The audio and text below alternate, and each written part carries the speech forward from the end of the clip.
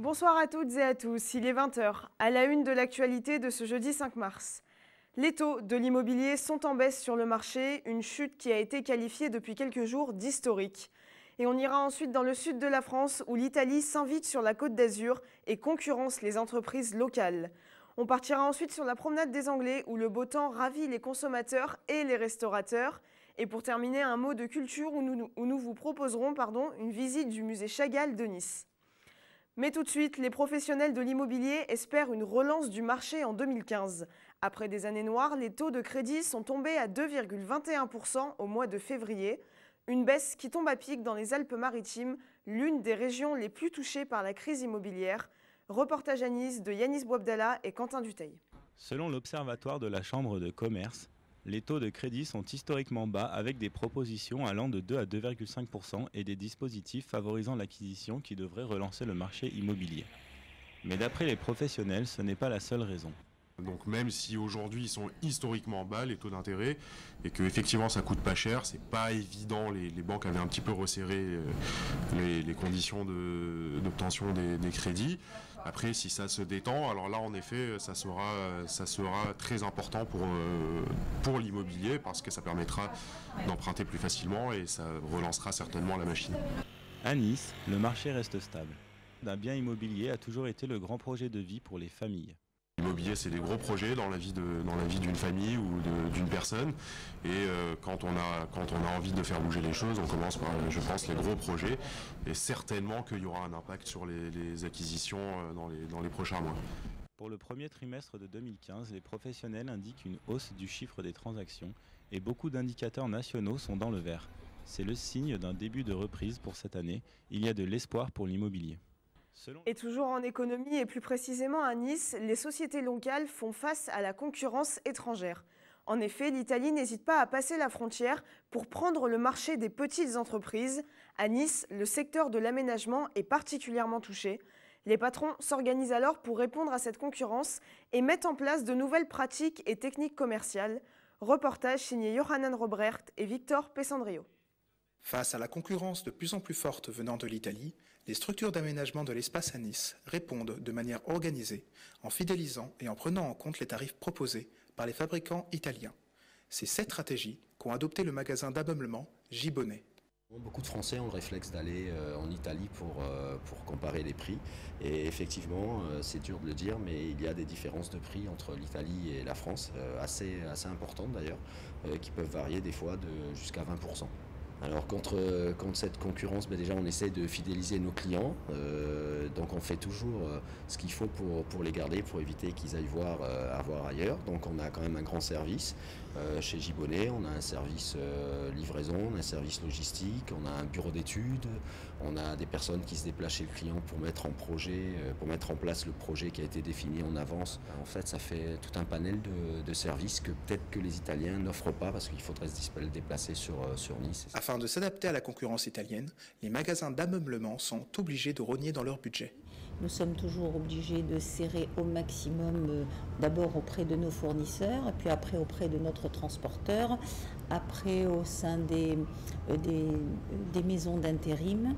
Nous sommes toujours obligés de restreindre par rapport à nos monteurs.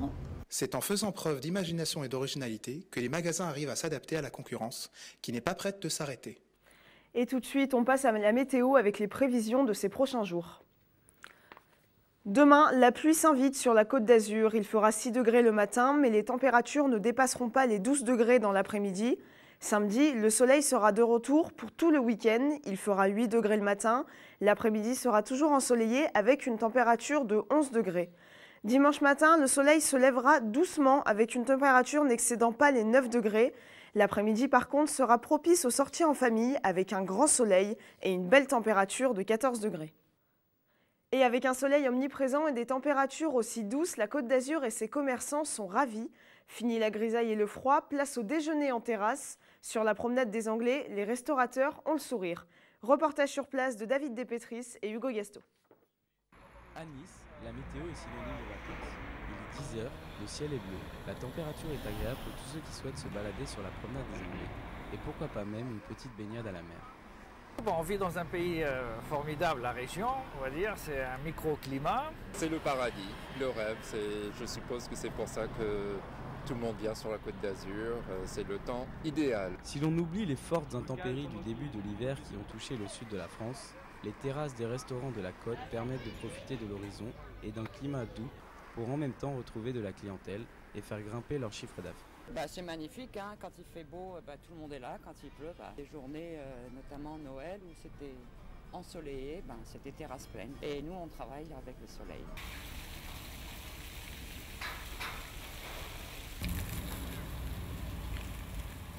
En attendant, les vacanciers venus sur la Côte d'Azur apprécient leur dernier rayon de soleil avant la fin des vacances et le début du printemps.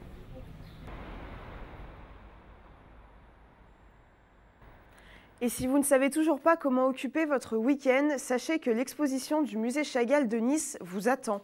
Amoureux de la Côte d'Azur, Marc Chagall passe ses 35 dernières années à Vence et participe même à la construction de son musée. Véritable joyau culturel de la cité phocéenne, le musée se consacre au message biblique du peintre. Visite de l'exposition avec Johanan Robrecht et Victor Pessandrio.